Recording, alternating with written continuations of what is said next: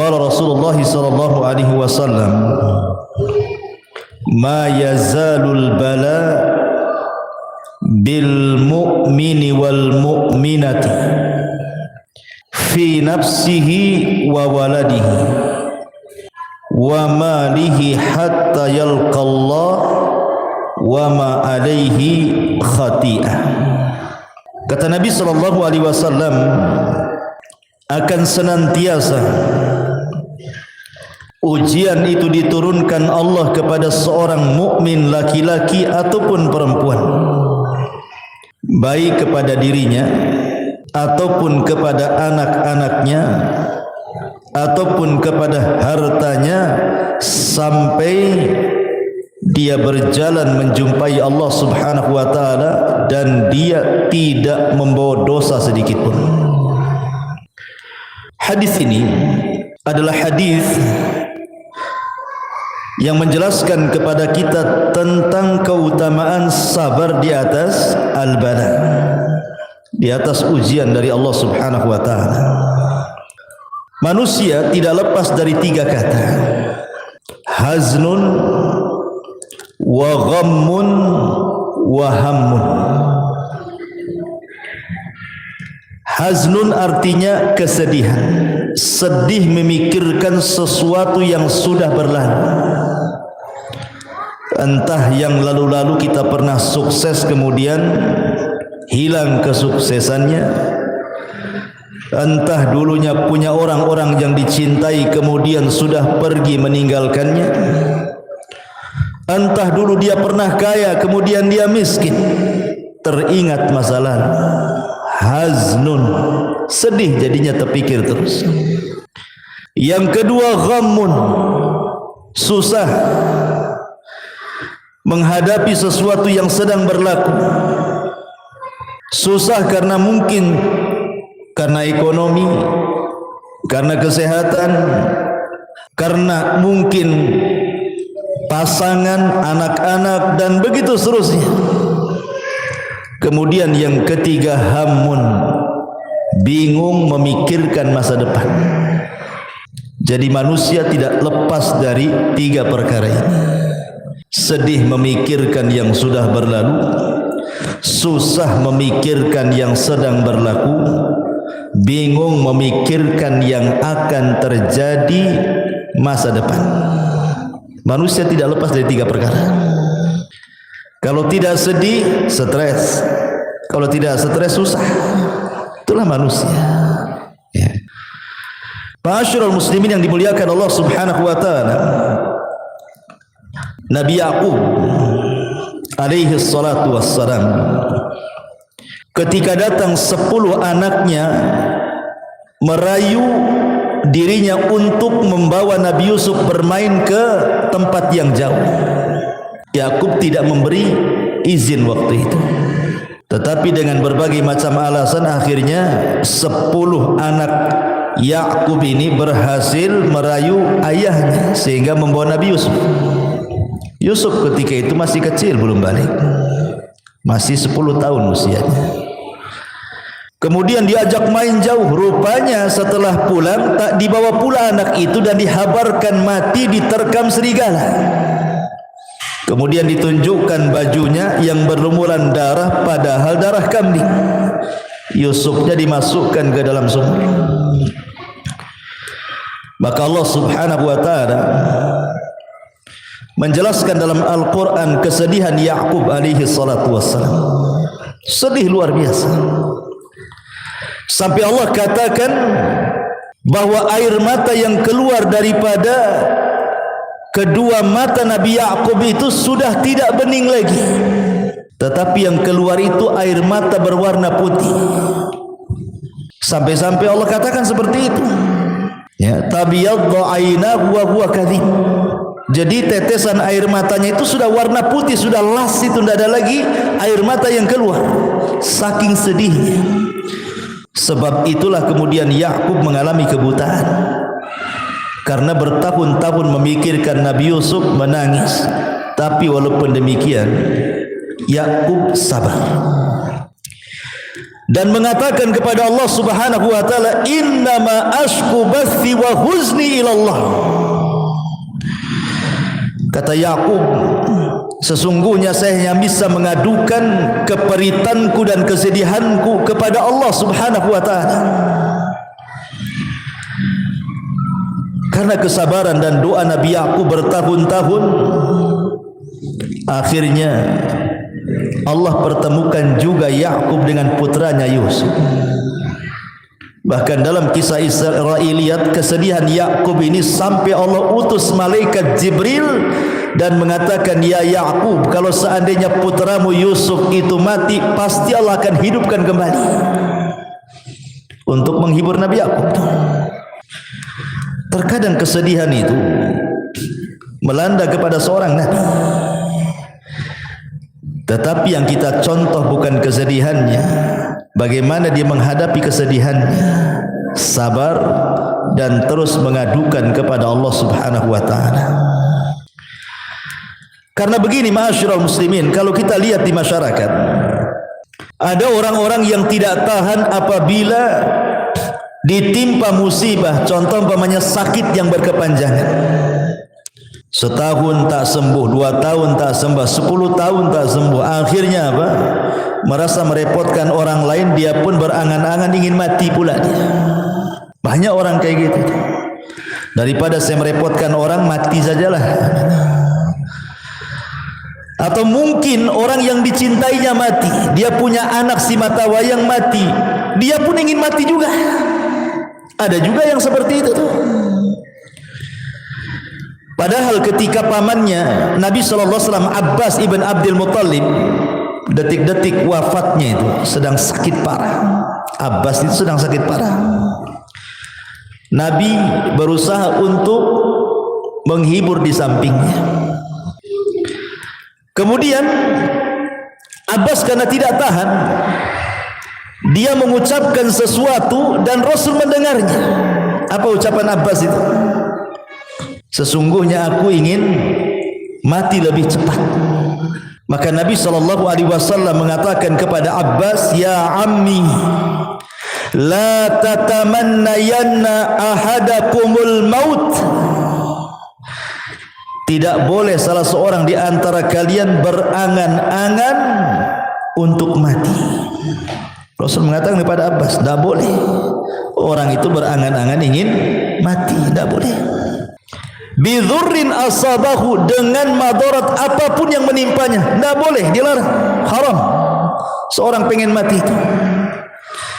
Apa alasannya? Kata Nabi, imma muhsinan fala'allahu yazdad, wa imma musian fala'allahu yasta'tib. Rasul menasihati pamannya Abbas, kenapa engkau tidak boleh berangan-angan ingin mati wahai ammi pamanku? Boleh jadi kalau Allah berikan umur yang panjang, tiba-tiba engkau berbuat baik, kau bisa menambah pahala. Atau mungkin engkau meninggalkan dosa, kemudian Allah beri panjang usia, itulah kesempatan tobat. Inilah kenapa kita dilarang, tidak boleh menginginkan kematian. Karena 2 perkara. Yang pertama, boleh jadi kalau seandainya kita tidak jadi mati, kita bisa menambah amal soleh sehingga menambah pahala, sehingga lebih banyak lagi bekal yang akan kita bawa kepada Allah. Atau boleh jadi mungkin kita banyak dosa sebelum kita meninggal, kemudian Allah tidak jadikan kita meninggal, adalah kesempatan untuk tobat. Makanya Rasulullah mengatakan, jangan berangan-angan salah seorang di antara kalian pengen mati.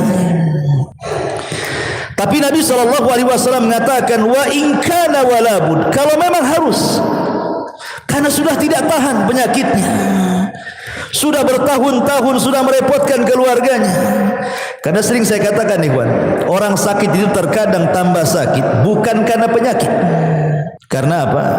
Karena sudah tidak ada lagi yang mengunjunginya. Contoh nih, saya sakit. Berapa kali antum mengunjungi saya sakit? Waktu kemarin saya sakit, berapa kali antum mengunjungi anak sakit? Berapalah antum kuatnya mengunjungi itu, walaupun ustaznya yang sakit itu. Enggak mungkin pula tiap hari antum datang ke rumah. Paling sekali bawa pisang, bawa ini, bawa itu, rame-rame rombongan, habis itu les hilang. Entah berapa bulan lagi mungkin datang. Ya. Oke lah, itu orang lain, keluarga, saudara. Sampai kapan? Lama-lama bosan juga kan. Paling tinggi akhirnya yang menemani orang sakit itu, kalau dia punya pasangan, paling istrinya atau mungkin anaknya. Ya kalau anaknya berbakti, kalau anaknya durhaka. Sebenarnya orang sakit itu lebih sakit di masalah ininya, bukan penyakitnya sebenarnya. Ya penyakitnya sudah sakit, lebih sakit ketika tidak ada lagi yang memperhatikan dia. Kuadrat sakitnya, makanya akhirnya menginginkan kematian. Maka dari sini ikhwan, kata Nabi, wa in kana walabud, kalaupun dia harus menginginkan kematian, kata Nabi SAW, bolehlah kalian berdoa, Allahumma ahyini ma kanatil hayatu khairan li wa tawaffani ma kanatil wafatu khairan li. Kata Nabi SAW, ya Allah, hidupkan aku, sembuhkan aku kalau memang kesembuhanku, kehidupanku lebih baik bagiku. Tetapi wafatkan aku kalau memang wafatnya diriku dan kematianku ini lebih baik dibandingkan aku hidup. Itu kalau harus berangan-angan kematian, seperti inilah doanya. Kalau ada orang yang mengatakan, kan Nabi Yusuf mengatakan dalam Al-Quran bahwa dia juga berangan-angan dengan kematian, di mana Nabi Yusuf mengatakan apa? Tawaffani musliman wa alhiqni bis-shalihin. Wafatkan aku, kata Nabi Yusuf. Lihat Nabi Yusuf saja berangan-angan ingin mati. Kita katakan jangan sampai sini bacanya, teruskan. Tawaffani musliman walhiqni bis-shalihin. Kata Nabi Yusuf, ya Allah, kalaupun aku harus mati, matikan aku dalam posisi muslim dan gabungkan aku bersama orang-orang soleh. Artinya bahwa Nabi Yusuf bukan berangan-angan ingin mati, tapi kalau harus mati gitu maksudnya, maka matikan aku dalam posisi muslim dan libatkan aku dengan orang-orang soleh. Persis seperti firman Allah Subhanahu wa taala, ya ayyuhalladzina amanu taqullaha haqqa tuqati wa la tamutunna illa wa antum muslimun. Wahai orang-orang yang beriman, bertakwalah kepada Allah dengan sebenar-benar takwa dan janganlah kalian mati kecuali dalam posisi kalian muslim.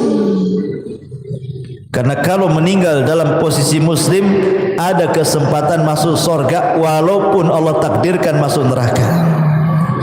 Tapi kalau mati kafir, tidak ada kesempatan lagi masuk surga. Makanya kita meminta kepada Allah agar jangan sampai mati kecuali muslim, menyembah Allah sebagaimana Nabi Yaqub alaihi salatu wassalam. Allah katakan, am kuntum syuhada idh hadara Yaqub al-maut idh qala li banihi ma ta'buduna min ba'di qalu na'budu ilahaka wa ilaha abaika Ibrahim wa Ismail wa Ishaq ilaha wahida wa nahnu lahu muslimun. Ya. Ketika Yakub sedang sakaratul maut, dipanggillah anak-anaknya. Kemudian Yakub berwasiat, wahai anakku, apa yang kalian akan sembah sepeninggalku? Maka anak-anaknya mengatakan, wahai ayahku, kami akan sembah Tuhanmu dan Tuhan bapamu Ibrahim, Ismail, Ishak. Itulah Tuhan yang esa. Wa nahnu lahu muslimun, dan kami senantiasa lahu kepada Allah muslimun, berserah diri. Kami muslim. Ma'asyiral muslimin yang dimuliakan Allah Azza wa Jalla, intinya bahwa Di sini Allah Subhanahu wa taala ingin mengatakan bahwa begitulah sifat seorang muslim kalau ditimpa musibah. Jangan pernah berangan-angan dengan sebuah kematian. Kalaupun harus berangan-angan, bercita-citalah mati dalam posisi Islam. Ini bala yang pertama, bala kepada diri sendiri. Jadi kalau Allah takdirkan, Allah berikan bala kepada diri sendiri, jangan sampai berangan-angan kematian. Tidak boleh. Ya. Ma'asyiral muslimin yang dimuliakan Allah Azza wa Jalla, dahulu di zaman Rasul ada wanita namanya Ummu Sa'ib. Ada wanita namanya Ummu Sa'ib. Ummu Sa'ib ini kena penyakit humma. Humma itu demam, panas, kepalanya sakit. Ya, dan kita sering mengalami kan, kepalanya kok sakit kan, atau demam gitu kan. Jadi dia sampai mengaduh-ngaduh, aduh bahasa kita. Ya. Jadi Nabi SAW ketika lewat kepada Ummu Sa'ib bertanya, malaka ya Ummu Sa'ib, ada apa dengan kau ya Ummu Sa'ib? Kenapa engkau mengerung seperti ini? Maka Ummu Sa'ib mengatakan, qalat humma la barakatallah, katanya.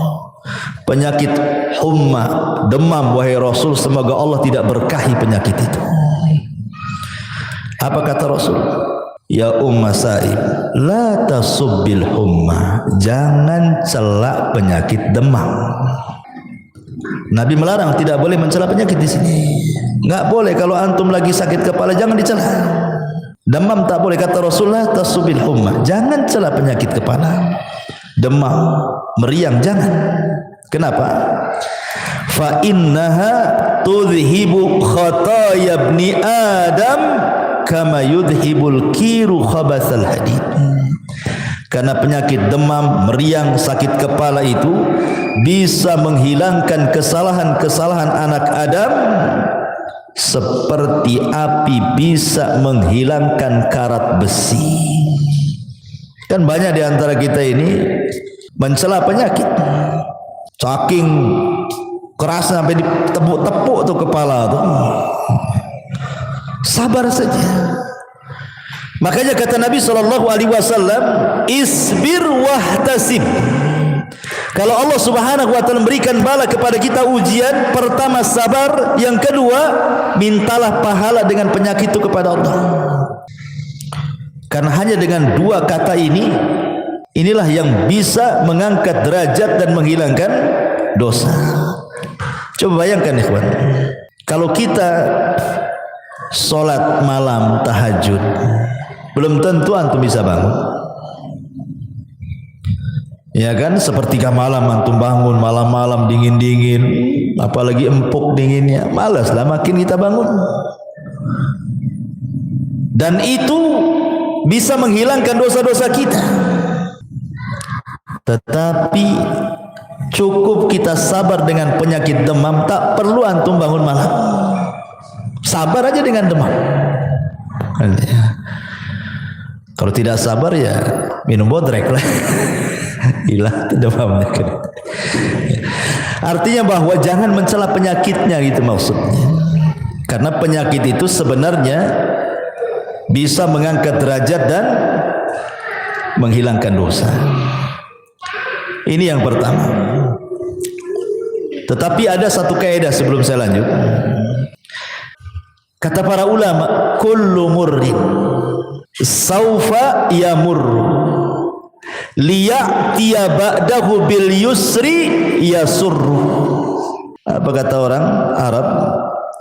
Kullu murrin saufa yamurru liya'tiya ba'dahu bil yusri alladhi yasurru. Apa maknanya? Setiap keperitan hidup pasti akan berlalu dan akan datang setelahnya kemudahan yang membawa kebahagiaan bagi hidupnya. Tidak mungkin Allah Subhanahu wa taala, ikhwan, kalau menimpakan sebuah musibah, entah penyakit, entah yang lainnya, sakit terus dari awal sampai akhir. Tidak, pasti ada sembuhnya juga. atau Allah berikan kefakiran, fakir terus, pasti Allah akan berikan juga kecukupan hidupnya. Karena Allah yang mengatakan wa tilkal ayyam nudawiluha bainan nas. Namanya hari-hari kan diputarkan, ikhwan. Makanya sering saya katakan, saya, Anda, siapapun pasti dalam hidup kita mengalami kesulitan yang rasanya kita tidak bisa keluar dari kesulitan itu. Kiamatlah sudah. Tapi seiringnya waktu, sudah lupalah keperitan yang pernah antum rasakan dulu itu. Sekarang antum bisa tersenyum, tertawa, bahkan tak ingat pun keperitan yang sudah antum lalui dulu. Siapa yang menghilangkan kalau bukan karena Allah? Karena setiap kesulitan itu Allah datangkan dua kemudahan. Inna ma'al usri yusran. Inna ma'al usri yusran. Ketika Allah menyebutkan kalimat al-usri menggunakan alif lam. Ketika Allah menyebutkan yusran, Allah nakirahkan. Maknanya apa?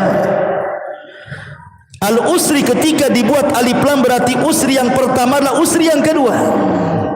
Tetapi ketika Allah mengatakan yusran menggunakan nakirah, menggunakan tanwin tanpa alif lam, nakirah itu tufidul umum, berarti kemudahan yang pertama bukan kemudahan yang kedua. Kesulitan yang pertama adalah kesulitan yang kedua. Maknanya setiap kesulitan Allah datangkan dua kemudahan, tiga kemudahan, empat kemudahan, dan begitu seterusnya. Karena Allah tidak mungkin membebankan sesuatu kecuali yang bisa dipikul oleh hambanya. Tak mungkin, Allah tidak pernah zalim. Menimpakan musibah itu berlebihan di luar batas manusia itu mustahil, ikhwan. Kita saja yang merasa bahwa Allah sudah melebihkan musibahnya karena dia tidak mau menghadapinya. Sebenarnya tidak ada persoalan kalau dihadapi itu mudah sebenarnya. Terkadang ada orang yang terkalahkan sebelum perang, sehingga merasa bos, rasanya benang ini kusut semua, rasanya air ini keruh semua. Tidak ada air keruh kecuali bisa dijernihkan. Tidak ada benang kusut kecuali bisa diluruskan. Karena Allah yang membuat masalah, Allah yang mengangkatnya. Minta kepada Allah, ya. Kemudian yang kedua, kata Nabi SAW, wa waladihi.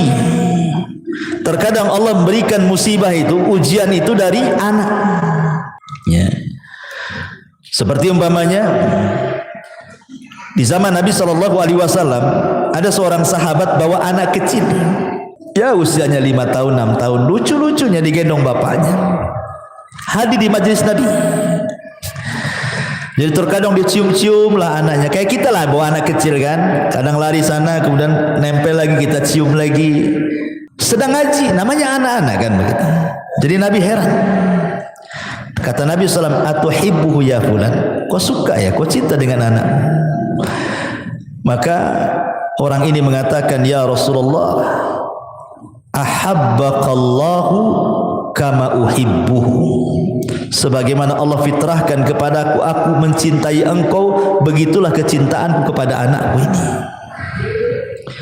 Setelah beberapa hari, orang yang bawa anak, yang mencium-cium anaknya di majelis Nabi, yang sangat mencintai anaknya sama dengan mencintai Rasul itu, enggak pernah hadir lagi. Jadi Nabi bertanyalah, mana fulan, aina fulan, mana fulan itu yang kemarin bawa anak itu? Kok enggak pernah hadir lagi? Kemana dia? Akhirnya dicari-cari berita, rupanya dia tidak hadir lagi di majelis taklim karena dia dirundung kesedihan. Anak si mata wayangnya itu yang suka dibawa di majelis taklim itu rupanya meninggal dunia. Sedihlah dia, enggak tahan dengan kesedihannya sehingga tidak sanggup melangkahkan kaki ke majelis Nabi. Akhirnya kemudian Nabi SAW datang ke rumahnya, berusaha menghibur, takziah. Kemudian kata Nabi SAW, ya fulan, bagaimana kalau Allah berikan dua pilihan kepadamu? Allah hidupkan anakmu wa tumatti' bihi, dan engkau bersenang-senang dengan anakmu di dunia, atau kata Nabi SAW, atau anta tiababan min abwabil jannah illa wajadtahu yantadiruka. Atau yang kedua, engkau dapati anakmu yang sudah meninggal, tiba-tiba dia berdiri di pintu sorga dan dia sedang menunggumu. Milih mana?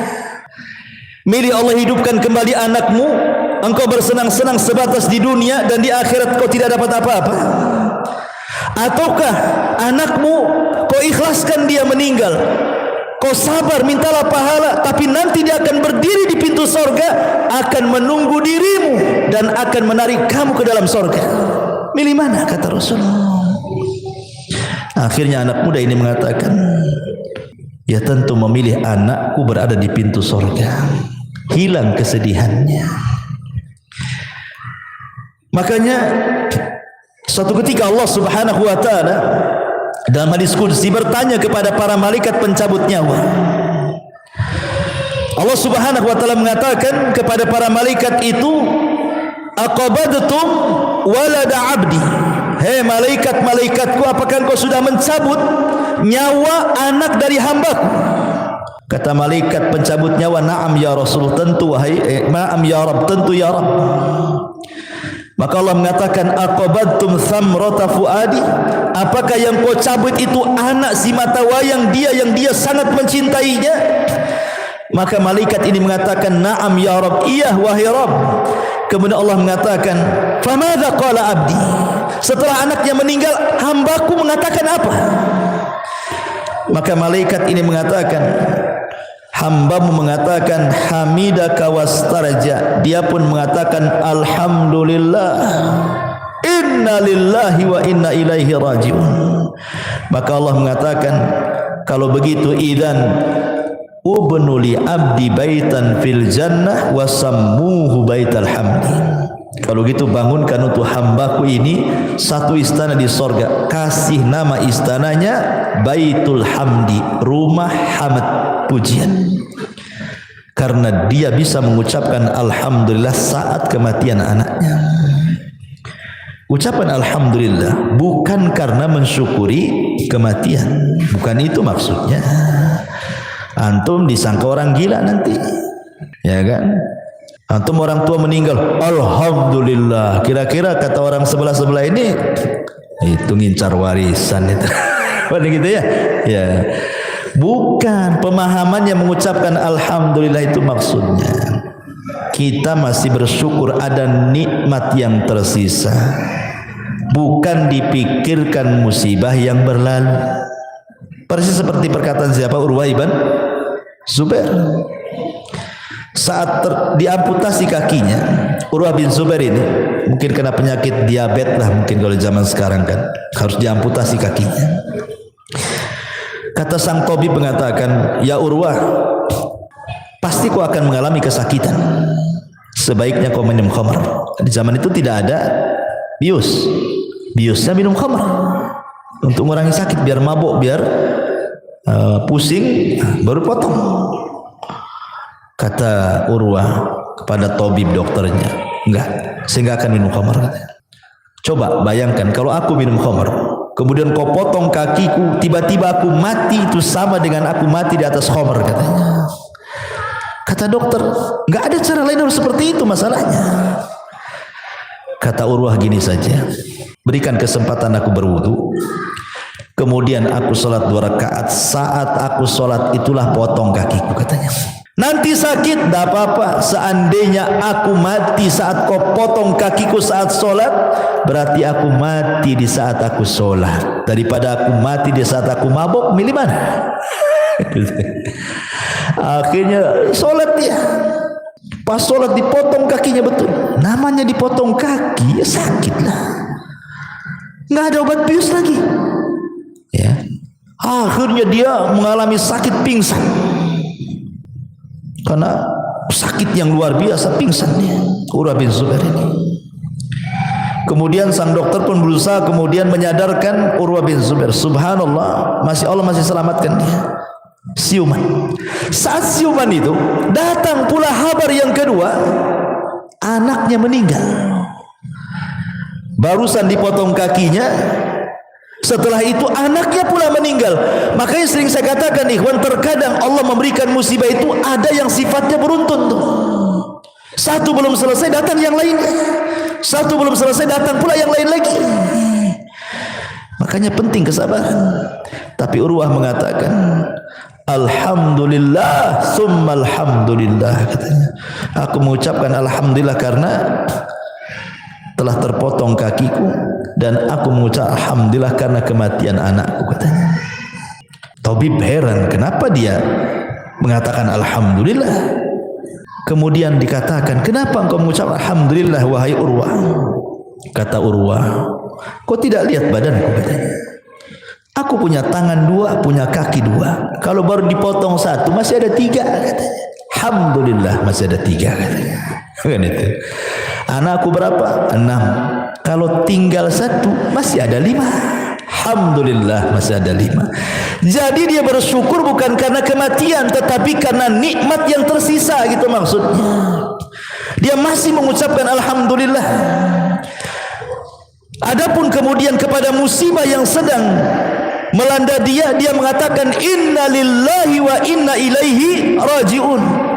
Jadi inna lillahi untuk musibahnya, alhamdulillah untuk nikmat yang tersisanya. Dan itulah tingkatan redha paling tinggi. Kalau antum bisa mengucapkan alhamdulillah, inna lillahi wa inna ilaihi rajiun, ini redha paling tinggi. Karena manusia menghadapi musibah itu kan ada 4 macam. Sering saya ulang-ulang. Pertama, ada orang yang tasakhut. Tasakhut itu apa? Tidak redha dengan hatinya, asyik moring-moring, marah-marah saja dengan musibahnya. Asyik saya terus, ya Allah, kenapa saya terus ditimpa penyakit? Kenapa orang sehat-sehat saja? Kenapa anakku terus yang sakit? Kenapa anak orang sehat? Kenapa usahaku masih gulung tikar? Kenapa usaha orang masih makin maju saja? Allah disalah-salahkan dia. Ini namanya tasakhut. Ya, ini seburuk-buruk manusia, tidak bersyukur. Yang kedua, pura-pura sabar, diam saja. Tapi kalau diajak ngobrol keluar semua isinya. Ya, kalau disenggol sedikit keluar semua isinya. Kemudian itu tapi masih mendingan lah yang kedua ini dibandingkan yang pertama kan, karena dia tidak tasakhut, mulutnya dia diam saja, cuman hatinya berontak, tidak redha. Mulutnya bisa sabar, diam. Ya. Kemudian yang ketiga, betul-betul sabar dan redha, hatinya ikhlas, lisannya pun tidak menyalahkan siapapun. Kemudian yang keempat, bukan hanya redha, bukan hanya ikhlas, bukan hanya sabar, tapi dia bisa mengucapkan alhamdulillah. Oke, itu tingkat yang paling tinggi dalam redha. Ya. Kembali bahwa kalau seandainya Allah takdirkan anak kita meninggal, seharusnya apa? Bahagia. Karena anak kecil itu kalau meninggal, dia akan jadi syafaat bagi orang tuanya. Makanya dalam sebuah hadis, anak-anak yang meninggal itu, yang belum balik, maka dia akan menunggu di pintu surga. Kemudian Allah katakan, udkhulul jannah. Anak-anak, ngapain kau di pintu surga? Masuk, masuk, masuk, katanya. Jadi anak-anak kecil tuh banyak di pintu surga. Maksudnya anak-anak yang meninggal ketika belum balik. Tentu anak-anak orang-orang yang mukmin, yang muslim. Kalau anak kafir, kafir tidak bisa dapat syafaat. Ya. Jadi anak-anak itu di pintu-pintu surga mengatakan, udkhulul jannah, masuk ke dalam surga.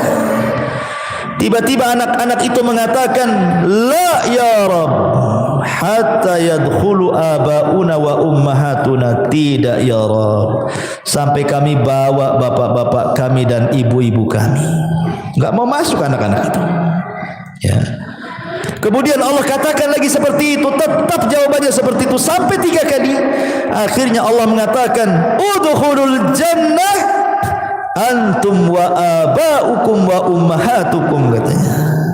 Ya sudah, kalau gitu masuk ke surga, ajak bapak ibu masukkan sekalian, katanya. Subhanallah. Ya. Jadi Allah Subhanahu wa taala kalau takdirkan ada ujian kepada anak kita meninggal dunia, maka sabarlah dan ihtisablah mengharap pahala Allah. Bukankah Nabi SAW diuji juga kan, anaknya meninggal kan? Qasim meninggal di waktu bayi, Abdullah meninggal di waktu bayi, Ibrahim pula meninggal di waktu bayi. Tiga-tiganya putra Nabi meninggal di waktu bayi. Kemudian yang terakhir, kata Nabi SAW, ujian kepada diri, ujian kepada anak, ujian kepada harta. Terkadang ada orang itu diuji dengan kefakiran, hartanya diludeskan, fakir dia. Dan ini juga terkadang membuat stres manusia kan. Jangankan lagi orang memang nggak pernah kaya, orang kaya fakir saja kepikiran. Tetapi di sini dari sisi akidahnya ikhwan, sebelum saya jelaskan yang ketiga, ada sisi akidah yang penting. Ada di antara manusia ketika diberikan ujian yang berat oleh Allah Azza wa Jalla tidak sabar, akhirnya kemudian apa? Mengadu nasib. Kemana? Ke dukun. Ada orang tidak tahan sakit karena sudah lama sakit. Kemudian adalah bisikan dari tetangganya, oh datanglah ke itu paranormal anu tuh, itu bisa nyembuhkan loh, udah banyak terbukti. Setan datang, akhirnya menggoda, walaupun di awalnya muwahhid pun tergoda juga. Karena nggak tahan sakit, gak apalah, bawalah ke dukun yang penting sembuh. Nah, itu kan banyak yang seperti itu. Karena kalau orang sudah sakit parah, sudah merasa menyusahkan orang, dia akan berusaha mencari jalan apapun caranya. Karena biasanya orang yang sakit seperti ini setan lebih dekat dibandingkan malaikat. Ataupun orang-orang yang bangkrut usahanya, orang-orang yang gulung tikar, orang-orang yang miskin, orang-orang yang lemah iman, mereka mengadu nasib kepada siapa? Datang ke paranormal. Ikhwan, sering saya katakan, manusia itu punya alam sendiri. Jin dan syaitan punya alam sendiri, binatang punya alam sendiri. Kita tahu bahwa dukun itu kerjasama dengan alam jin, alam syaitan, dan tidak ketemu alam-alam ini. Antara alam jin, alam manusia dengan alam binatang itu nggak akan ketemu. Bagaimanapun antum lintas alam nggak akan ketemu. Contoh, kita lihat di YouTube ada harimau nerkam kijang. Karena itu mangsanya, makanannya langsung dikoyak dimakan. Antum mau lintas hewan, beli ayam di pasar, nggak digoreng, langsung dimakan mentah-mentah. Bisa antum kayak gitu? Beda. Memang binatang seperti itu. Antum nggak mungkin lintas binatang niru-niru kan? Ya. Sebagaimana binatang punya alam sendiri, memang dia caranya begitu makannya. Kita beda lah. Nggak bisa kita harus rajang bawang dulu, bawang merah, bawang putih, bawang apa. Jadilah dia gulai, jadi tengkleng, jadi macam-macam ya kan. Beda. Ya. Karena harimau pun dikasih tengkleng belum tentu mau. Apalagi banyak mericanya di situ. Bersin-bersin dia. Ya. Karena beda alamnya, makanan kita nggak mau juga binatang itu makan. Sebagaimana kita juga nggak mau niru binatang kan. Artinya alam mereka berbeda, alam kita sendiri, alam jin juga berbeda. Kenapa jin itu disebut jin? Karena jin itu tidak nampak, makanya disebut jin. Kenapa tidak nampak? Supaya kita jangan ada komunikasi. Kenapa tidak boleh berkomunikasi? Karena tidak akan nyambung dengan kehidupan mereka. Lah, yang ingin saya katakan bahwa kita ini hidup di alam nyata, maka yang nyata-nyata sajalah di depan kita. Kalau depan kita ada kangkung, makan tuh kangkung. Kalau depan kita ada tempe, makan tuh tempe. Kalau ada lalapan, makan tuh lalapan. Kalau memang di hadapan kita ini supir ojek, ya sudah jadi supir ojek. Kalau anda supir taksi, jadilah supir taksi. Kalau anda tukang bangunan, jadi tukang bangunan. Yang real saja lah gitu. Jangan menghayal. Karena orang yang datang ke dukun itu orang-orang yang menghayal sebenarnya. Karena itu menghayal orang itu. Dia ingin jadi manajer instan bahasanya itu. Tolong Pak Dukun, mantra-mantra isi bos itu supaya saya bisa jadi manajer. Mereka dukun itu beda dengan dokter, Ikhwan. Kalau dokter gini, gimana dok bisa? Oh kayaknya saya tidak bisa. Kayaknya antum harus dirujuk ke dokter ini. Datanglah ke dokter ini. Kata dokter ini, oh nampaknya penyakitmu parah, saya tidak bisa nih. Rujuk ke dokter sana. Itu dokter. Kalau dukun tak ada. Kata dukun ini, oh saya tak bisa, saya rujuk kok ke dukun sana. Gak ada. Dukun tuh semua mengatakan bisa. Nggak ada dukun tak bilang tak bisa.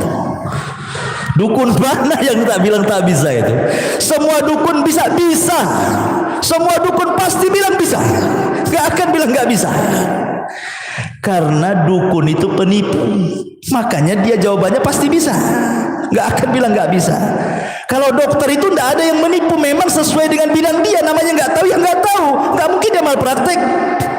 Tapi dukun itu dari awal sampai akhir memang malpraktek mereka itu. Nggak ada prakteknya. Semuanya malpraktek. Makanya jawabannya bisa, nggak ada rujukan. Kenapa? Karena dukun satu dengan yang lainnya saingan. Nggak mungkin kalau dia rujukan maknanya melemahkan bahwa dia dukun tidak sakti. Nggak ada lagi orang datang ke dia jadinya kan. Itu sama dengan merendahkan dia.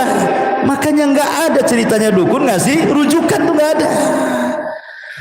Makanya saya katakan kita hidup di alam nyata yang real sajalah. Kalau anda ingin jadi manajer, bekerja sungguh-sungguh, kuliah lagi, ambil pendidikan, jujur, tekuni. Kalau Allah takdirkan jadi. Bukankah Allah suka dengan orang yang bekerja dan menekuni pekerjaannya? Sampai Aisyah radhiyallahu mengatakan, kana Nabiyyu sallallahu alaihi wasallam idza amila amalan atqanahu. Rasul itu kalau mengamalkan sesuatu dia akan mutkinkan tuh amalan itu. Makanya usaha apapun kalau ditekuni pasti sukses. Tapi kalau mencra nggak akan sukses. Bosan di sini pindah ke sini, bosan di sini pindah ke sini. Sampai kapan? Artinya Allah itu suka itu memandang hambanya yang kerja keras, ditelateni, jadi nanti itu. Tapi orang-orang yang kedukun ini maunya instan, secara instan jadi manajernya. Sesuatu yang instan itu pasti menyesal. Berapa banyak orang yang datang ke dukun menyesal. Sudah bayar 100 juta dukunnya kabur. Sudah datang 100 juta tadi kabul-kabulkan. Katanya syaratnya besar, kurang syaratnya lagi. Betapa banyak orang yang sudah habis duitnya, mati pula syaratnya terlalu besar. Seperti pernah ada syarat dukun ngerendam di kali 3 hari, mati akhirnya. Memang suruh mati sama dukunnya. Ya, bayangkan ya. Jadi saya katakan bahwa kalau ada musibah tidak perlu datang ke dukun. Apa yang datang ke dukun? Dukun itu penghayal semuanya. Maka hiduplah dengan kenyataan. Hadapilah secara real. Kita ini punya alam sendiri, jin punya alam sendiri. Nggak perlu komunikasi dengan jin. Yang lebih parah pula minta nikah dengan wanita jin, makin bingunglah kita. Secantik-cantiknya jin itu jelek. Seorang syekh pernah meruqyah. Rupanya yang masuk ke tubuh orang yang kesurupan ini jin yang paling cantik di kabilahnya. Ketika ditanya bagaimana bentukmu, dia mengatakan aku punya 9 kaki katanya. Itu jin yang paling cantik itu, kakinya 9. Kira-kira nih antum dijodohkan dengan model paling cantik, bukan jin, manusia, tapi kakinya 3, disebut cap kaki 3. Kira-kira mau nggak antum? Ini nih betul-betul model cantik, tapi kaki 3. Saya kira mikir antum, walaupun cantik, apalagi jin. Kalau kakinya sudah 9 bukan manusia, gurita itu namanya. Itu sudah jadi sotong itu. Jadi masyaallah muslimin yang dimuliakan, nggak akan ketemu alam manusia dengan jin itu. Jadi nggak perlu lintas alam tuh. Makanya ngapain coba orang datang ke dukun mau lintas alam gaib, dipercepat jadi manajer, jadi ini, jadi itu, cepat kaya. Itu semua hayalan. Makanya kalau saya katakan berbicara soal masalah ujian, musibah dan begitu seterusnya, hadapilah kenyataan yang ada di depan kita. Itulah hadapi kenyataan seperti itu.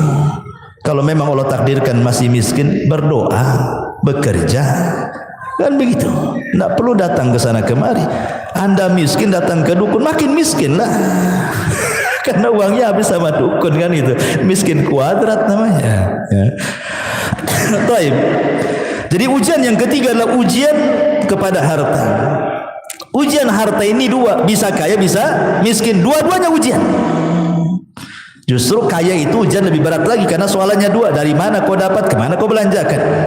Kalau orang miskin mau ditanya dari mana kau dapat, kemana kau belanjakan, aku tak dapat, macam mana mau belanja katanya kan, nggak bisa dia.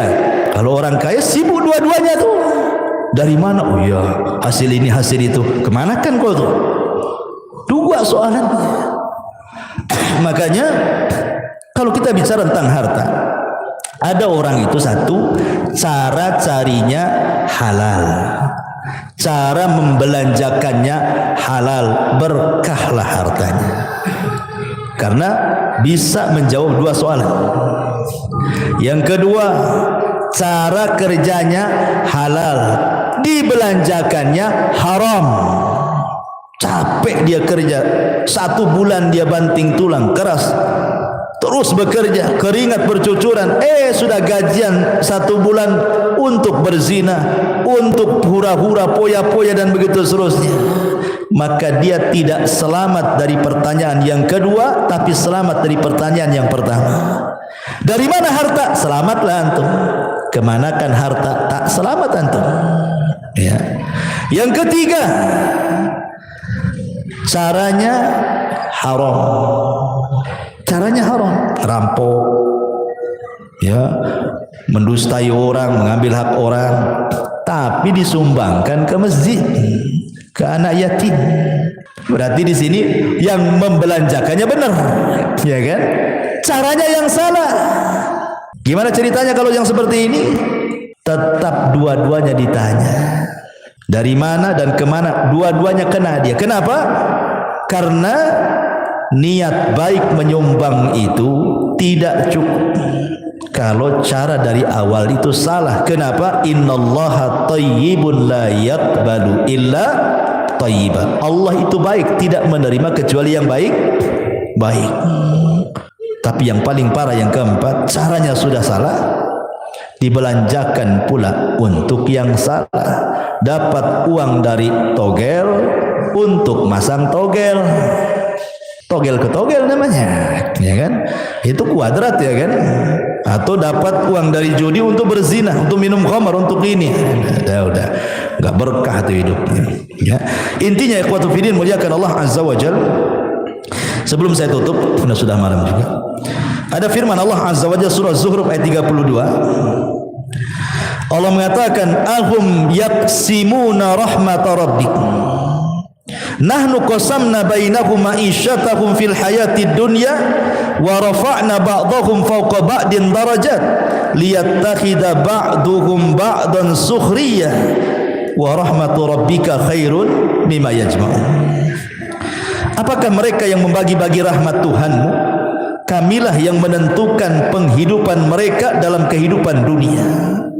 Dan kami telah meninggikan sebagian mereka atas sebagian yang lain. Maksudnya ada kaya dan miskin. Untuk apa?